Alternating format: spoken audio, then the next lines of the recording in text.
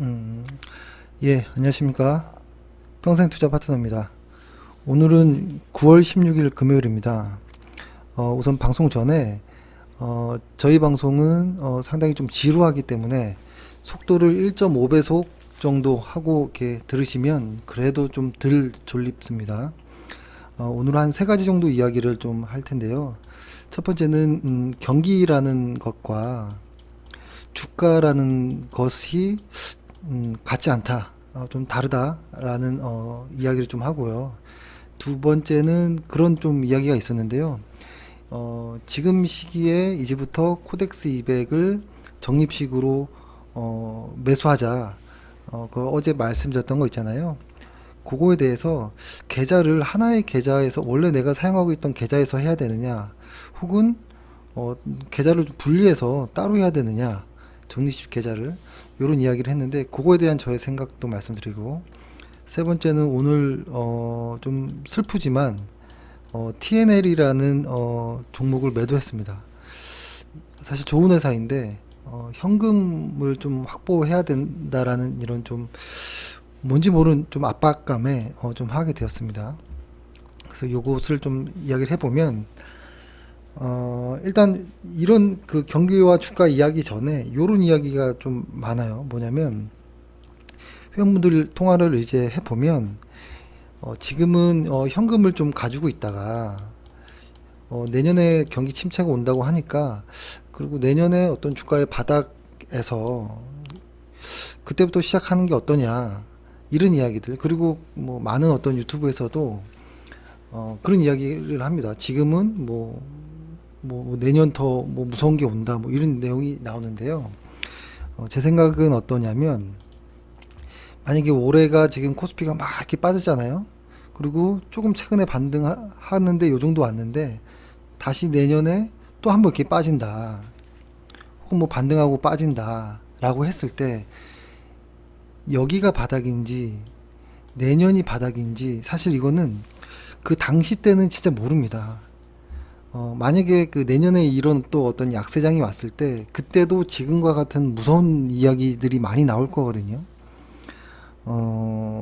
그래서 그때 역시도 다시 한번 또 그런 어떤 기회를 정확히 잡을 수 있는 사람은 저는 거의 없다라고 보고요. 만약에 그런 어떤 생각을 갖고 있다면 그거는 사실 욕심인 것 같아요. 욕심인 것 같고, 그리고 정말 그런 어떤 저점을 내년에 정확히 그 언저리에서 딱 주식을 과감하게 시작할, 만약에 경기 침체가 와서 주가가 막 빠진다면 그런 기회를 딱 잡을 수 있는 사람은 이미 한 1년 전부터 현금을 많이 확보했을 사람일 수도 있습니다. 그리고 지금은 엄청난 달러를 가지고 있다거나 뭐 이랬겠죠. 그래서 제가 생각할 때는 어떤 느낌이냐면, 경기 사이클을 이렇게 좀 보면서 어, 지금부터 어느 정도의 좀 바닥을 잡을 것 같은데, 근데 내년에도 좀 모르겠어, 뭐 이런 어떤 다양한 생각도 있지만 그런 어떤 타이밍보다는 현금으로 조금씩 이렇게 저는 분할 매수를 하는 게 맞다라는 생각을 합니다. 그게 더 어떻게 보면 뭐 이렇게 되겠죠. 뭐 이렇게 지금 막 빠지다가 현재 여기에요. 근데 이렇게 더 빠지고서 이렇게 만약 시장에 간다고 했을 때 뭐 여기서 살 수 있을까? 뭐 아니면 여기서 뭐 원질에서 살려고 하겠잖아요. 근데 여기서부터 이렇게 계속 사 나가다 보면 평균 단가가 이렇게 낮아질 겁니다. 그래서 적당한 위치에 의 어떤 적당한 물량이 적당한 가격에 저는 좀 이렇게 만들어지지 않을까라는 생각을 하고요. 그리고 어제 저도 제가 왜 그런 이야기를 했는지 모르겠는데 적립식을 100번 정도 하자 이런 이야기를 하면서 100번이면 한 2년 정도 걸리잖아요. 매주 한 번씩이라고 해보면. 근데 그거에 대한 어떤 왜 100번이라는 이유를 조금 엉성하게 이야기를 했던 것 같은데요. 그거를 이제 경기와 좀 같이 보면서 좀 이야기를 좀 할게요. 일단은 예전부터 많이 말씀드렸지만 지금 현재 경기가 이렇게 흘러갈 거잖아요. 경기라는 것이 이렇게 흘러가는데 이게 경기라고 해보면 주가는 먼저 움직이잖아요. 먼저 항상 주가는 먼저 이렇게 확 올라가죠. 이렇게 먼저 움직이고 먼저 꺾이고 경기보다 먼저 올라가고 경기보다 먼저 꺾이고 이렇게 가죠. 그래서 이 경기 우리가 지금 보고 듣는 이런 경기 뉴스와 주가 뉴스는 조금 다른 느낌이 좀 있는 것 같아요. 그러니까 지금은 어떤 상황이냐면 어, 경기가 이렇게 안 좋아지고 있는 뭐 요 언저리인가? 뭐 요렇게 생각이 들긴 하거든요. 완전히 경기가 꺾였다라고도 보여지진 않고 근데 선행지수는 좀 다른 거고 근데 주가는 이미 많이 확 이렇게 내려가고 있는 이런 모습이잖아요. 그죠? 근데 또 하나는 금리는 후행하죠. 경기 다음에 움직이니까. 그래서 금리는 또 이렇게 움직이죠. 금리는 이렇게. 사실 뭐 이렇게 짠 듯이 이렇게 되진 않겠죠. 근데 이해하기 쉽게 이렇게 이야기한 거죠. 표현해 보면 예를 들어서 이런 겁니다. 경기가 이렇게 확 이렇게 뭐지? 경기가 이제 꺾이려고 할 때, 그러니까 사실 이 이전이겠죠. 경기가 너무 좋아라고 할 때 금리를 같이 올려주는 것이죠. 금리를 같이 올려주는데 올리다 보니까 경기가 꺾인단 말이죠. 근데 꺾이지만 금리는 계속 좀 더 갑니다. 그러다가 경기가 안 좋아질 때쯤 금리를 낮추죠. 근데 주가는 사실 거의 요 금리의 고점과 주가의 저점이 거의 비슷한 식으로 이렇게 갈 때가 많아요. 금리의 고점과 주가의 바닥.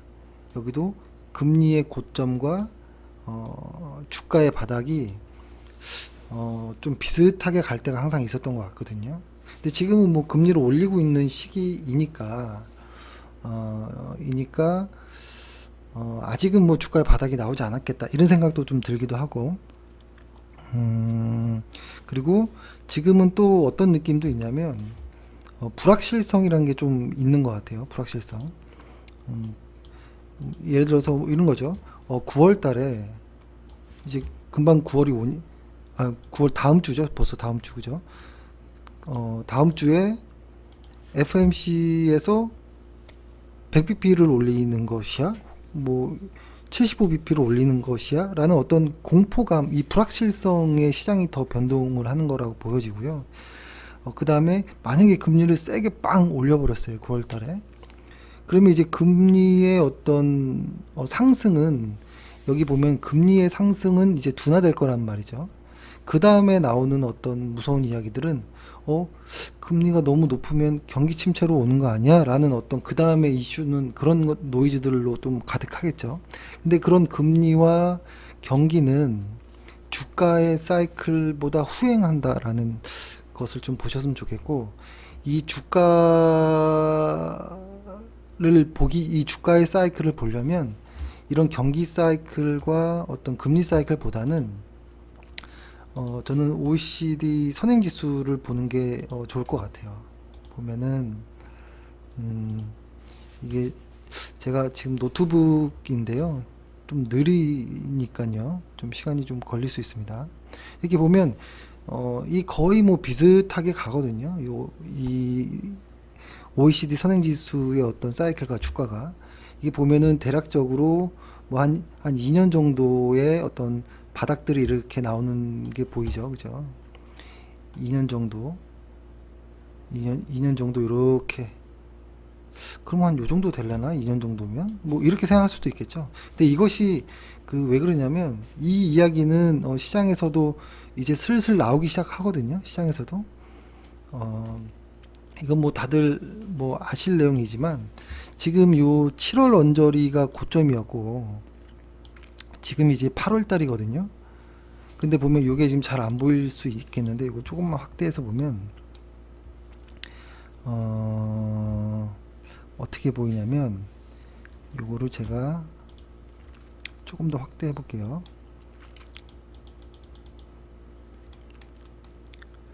조금 더 확대.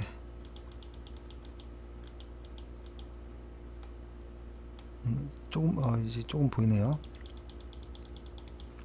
이 보면은 이 사이클이 있잖아요. 뭐 한 2년 정도의 사이클을 지금까지 보여왔는데 최근에 약간 요 경기 선행 지수가 약간 둔화된 듯한 느낌을 좀 받거든요. 요 때가 요만큼이.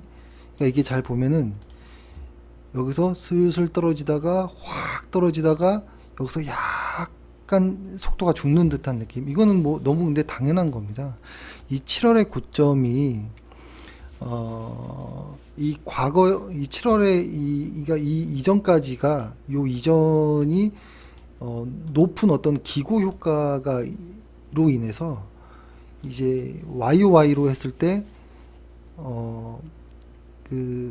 어떻게 설명할까요? YOY로 했을 때 이제 기고 효과, 기저 효과로 인해서 과거니까 이제 기저 효과로 인해서 이렇게 좋은 모습이 나왔다면, 그 다음에 요 구간은 기고 효과로 인해서 안 좋은 모습들이 나온다라는 거거든요.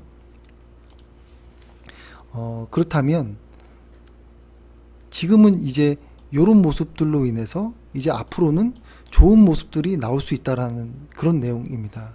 그러니까 요게 이제 여기서 이제 떨어지는 요거의 모습을 여기서 이만큼 작용해 줬거든요.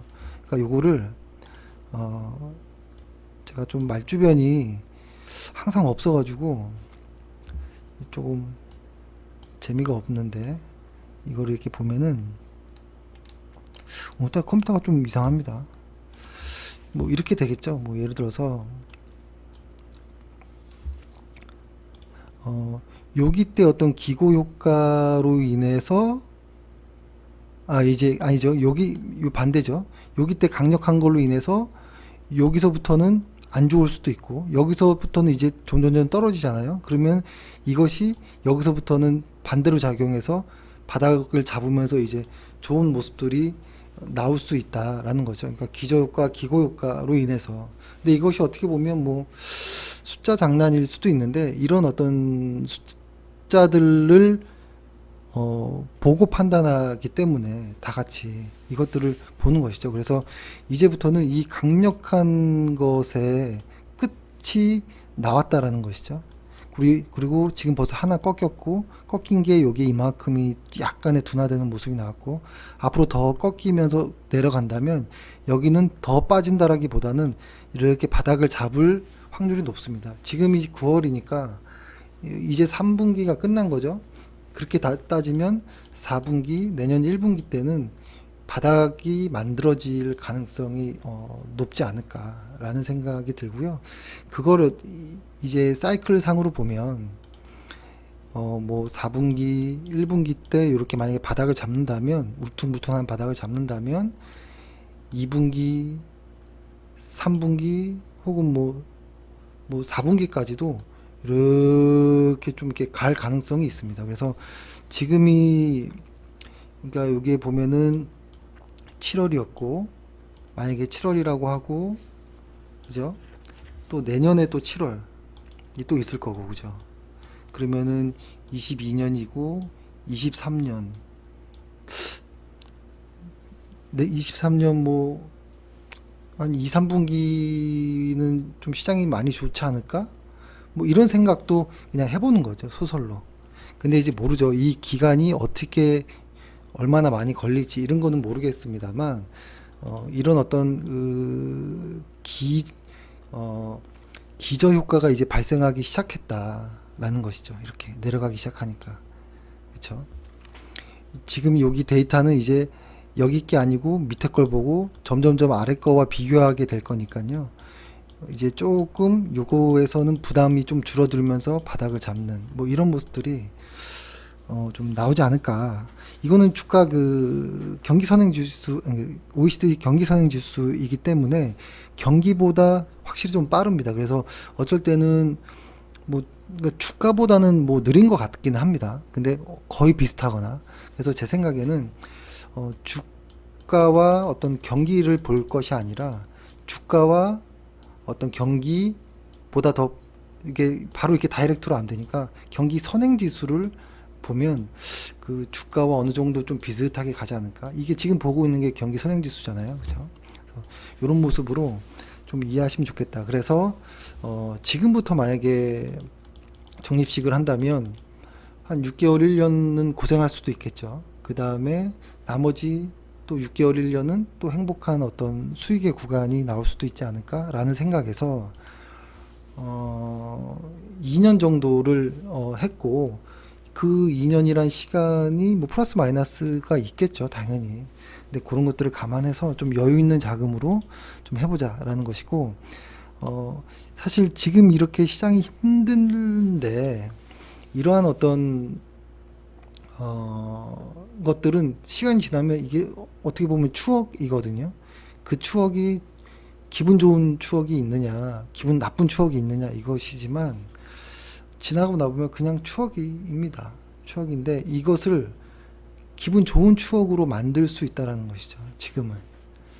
지금은 왜냐면 여기가 아니거든요.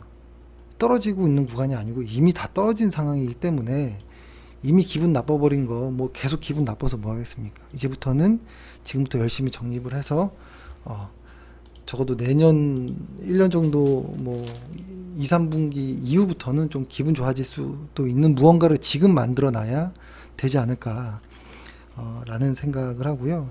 그 다음에 적립식 요거 계좌 저희가 다음 주부터 저희 회원분들은 계속 꾸준히 하시는 분도 있고 안 하시는 분도 있는데 다시 한번 공식적으로 다음 주부터 적립식을 시작할 건데 계좌는 저는 하나의 계좌로 하는 게 좋다고 봐요. 하나의 계좌. 원래 내가 여기에서 중장기 어떤 종목들을 매수 매도하고 있었고 일부 뭐 단기 매매도 하고 뭐 이렇게 있었다면 여기에 코덱스 200과 혼합형을 같이 하는 것.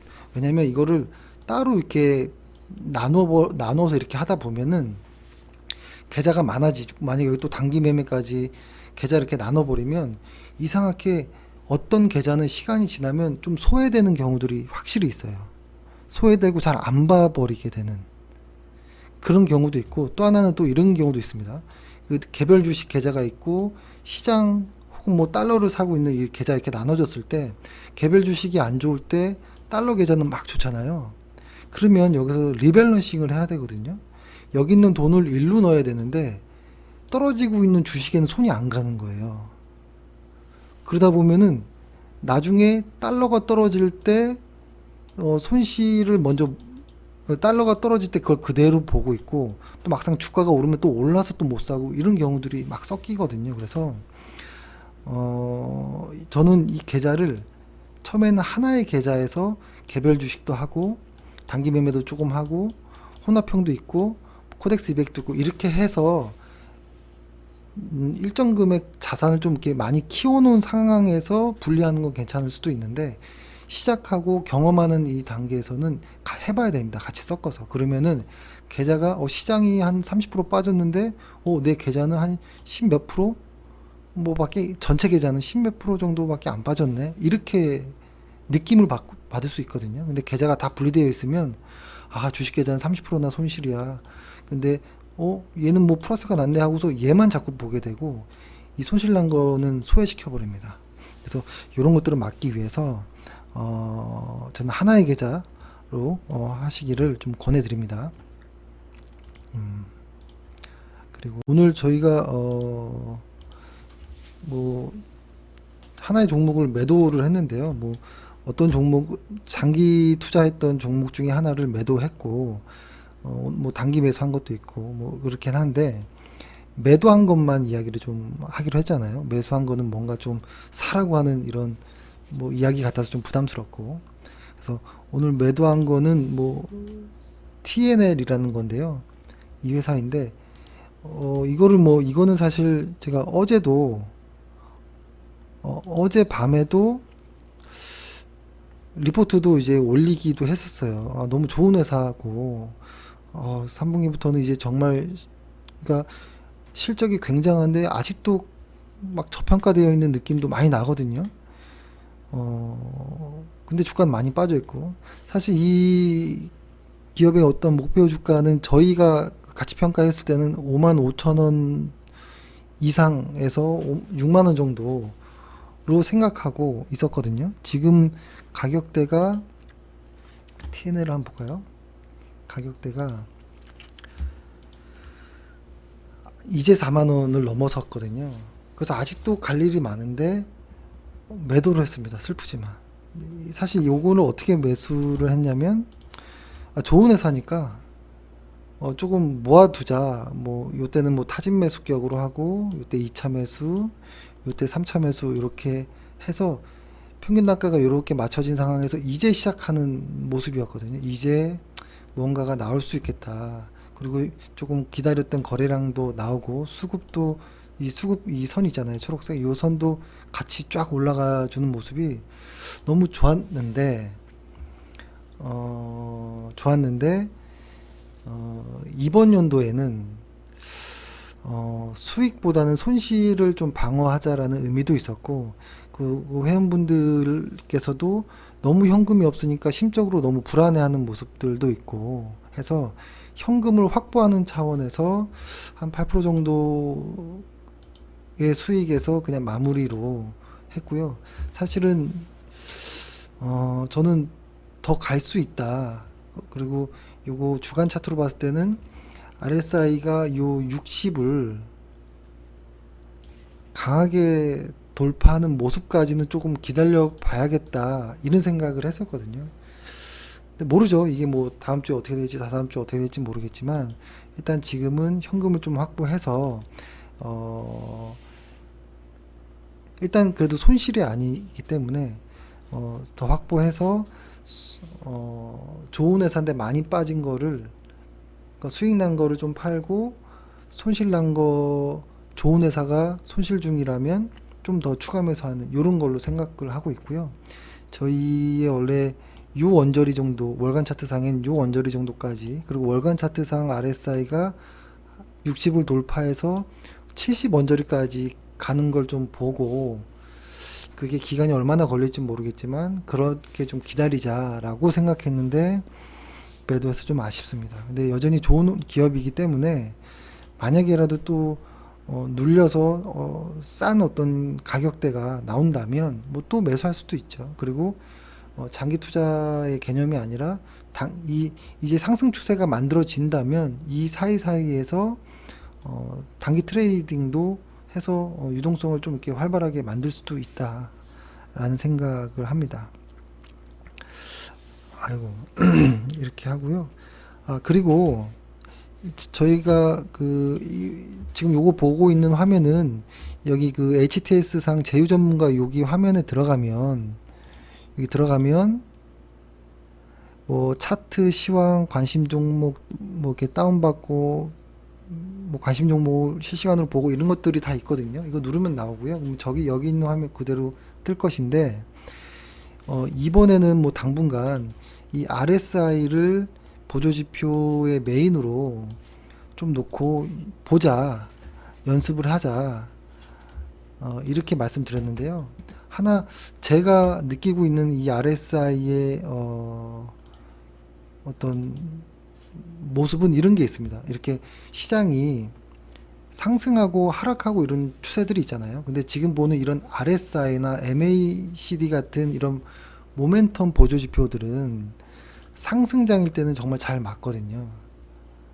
근데 하락장, 횡보장 혹은 하락장에서는 RSI가 잘 맞지 않습니다. 아주 그냥 단순하게만 해도. 근데 그것을 까먹을 때가 있어요, 보통. 까먹을 때가 있는데, 근데 요것을 요렇게 보면 좋아요. 만약에 크게 확대했을 때, 예를 들어서 여기 있잖아요. 그러니까 매수가 있고, 예를 들어서 그냥 심플하게만 해볼게요. 원래 이렇게는 잘 보지 않지만 매수가 있고 매도가 있고 매수가 있고 매도가 있고 매수 사인 매도 사인 뭐 이렇게 있는데, 예를 들어서 요날 매수를 요때 했는데 요 매도 사인 나온 날이 손실로 끝나버리고 또 그 다음에도 신호가 나와서 또 했어요. 했을 때 매수했는데 매도 사인이 나왔는데 손실로 끝나고, 또 요날 매수했는데 매도 사인이 나와서 봤더니 손실로 또 끝나고, 이런 것들이 반복되면 이게 지금 하락하고 있구나, 하락 중이구나 라고 좀 이렇게 정신을 좀 바짝 차려야 됩니다. 보통 어떤 트레이딩의 개념에서 무언가를 할 때는 잊어버리고 계속 지금이 상승장인지 하락장인지 헷갈릴 때가 있거든요. 근데 만약에 이렇게 상승장에서는 어떤 느낌이냐면 그냥 아무데나 이렇게 펴본 겁니다. 이렇게 보면은 좀 이렇게 볼까요? 상승 여기를 보세요. 매수 매도 좀 비슷했는데 매수 매도 약간의 플러스가 나죠. 매수 매도 여기 손실이 나네요. 근데 그 다음에 보니까 매수 매도 수익이 나고 매수 매도 매수 매도 횡보인가 또 매수 매도 이런 모습들이 보면은 손실은 짧고 수익은 길게 나는 이런 구간들은 보통 상승장일 때가 많이 있습니다. 여기도 보면 매수 매도 수익 매수 매도 횡보하려나 매수 매도 손실이네 이거 이러다가 뭐지 그 시장이 꺾이려나 다시 매수 매도 횡보였었나 보구나.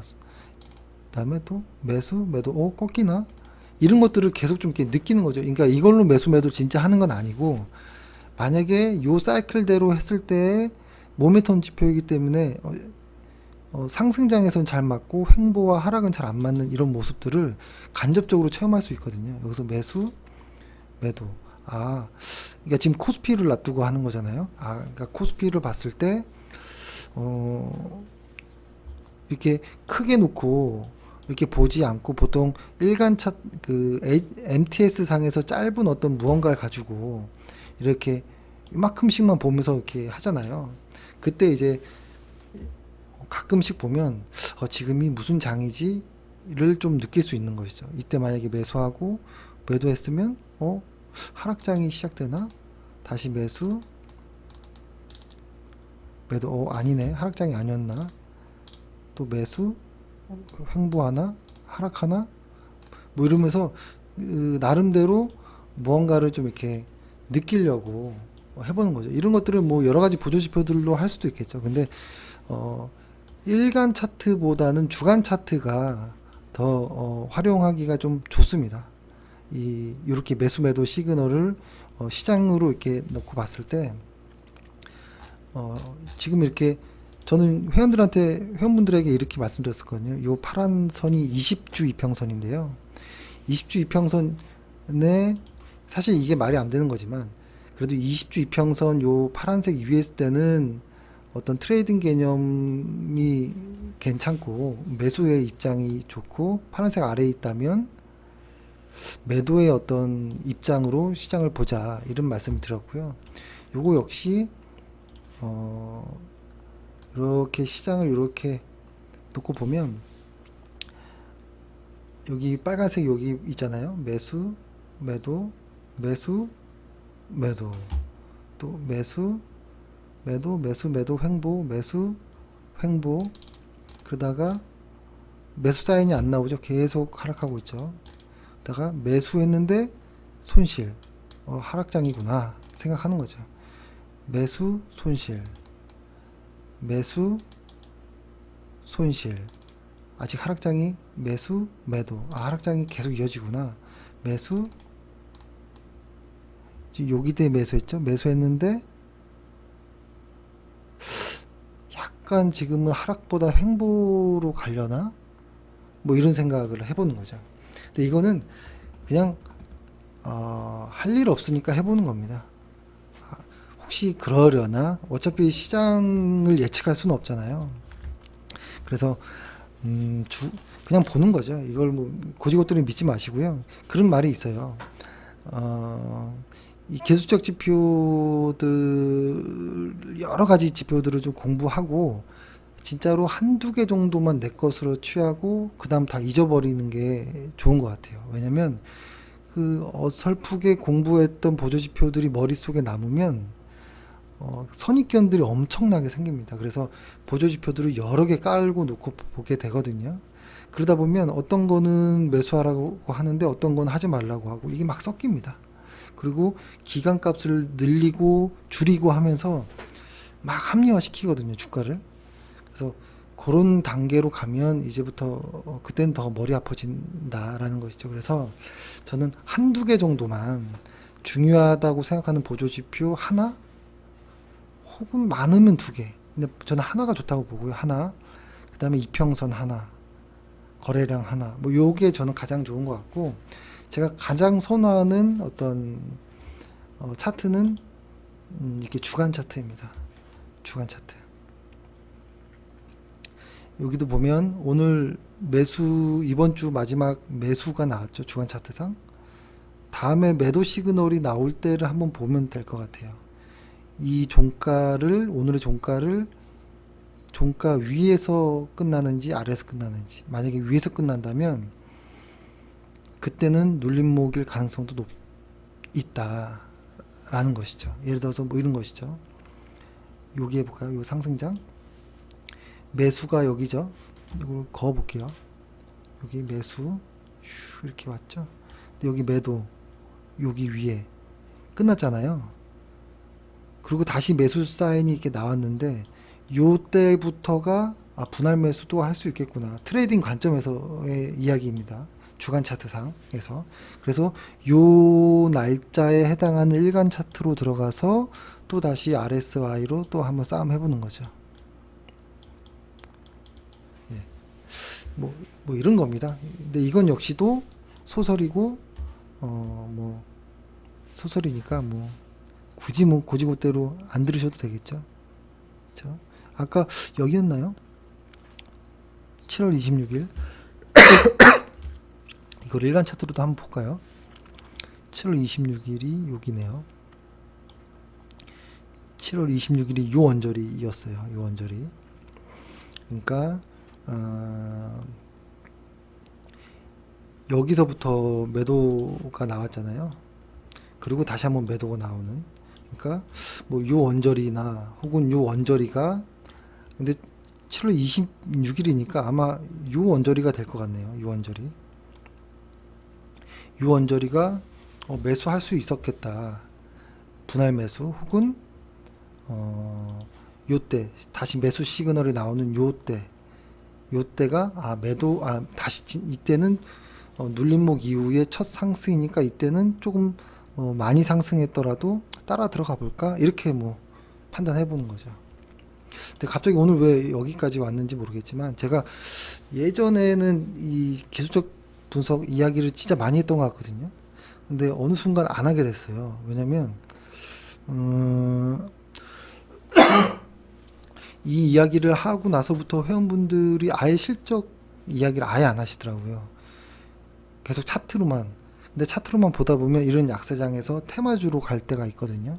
왜냐면 우량주들이 지금 다 안 좋으니까 차트 매매할 게 없고 차트가 서 있는 것들은 약간 테마성이 또 있을 때가 많거든요. 근데 실적도 안 나오는 이상한 테마주의 차트로 대응하다 보면 좀 무서운 결과가 나올 때가 있어서 차트 이야기는 정말 조심해야겠다. 어차피 소설이고 알지도 못하는 건데 맞출 수도 없는 건데 라면서 좀 조심했던 것 같아요. 근데 이제 뭐 앞으로는 RSA에 대해서만도 사실 이야기가 많거든요. 이 RSI도 사실 뭐 이렇게 적당한 시기가 되면 뭐 생각날 때마다 이렇게 한 번씩 이렇게 이야기를 해보겠습니다. 예, 이렇게 해서 방송 마치고요. 이번 주 고생 많으셨습니다. 다음 주도 뭐 불편할 텐데요. 그래도 뭐 지나가는 시장이라고 생각합니다. 예, 화이팅 하십시오. 다음 주에 뵙겠습니다.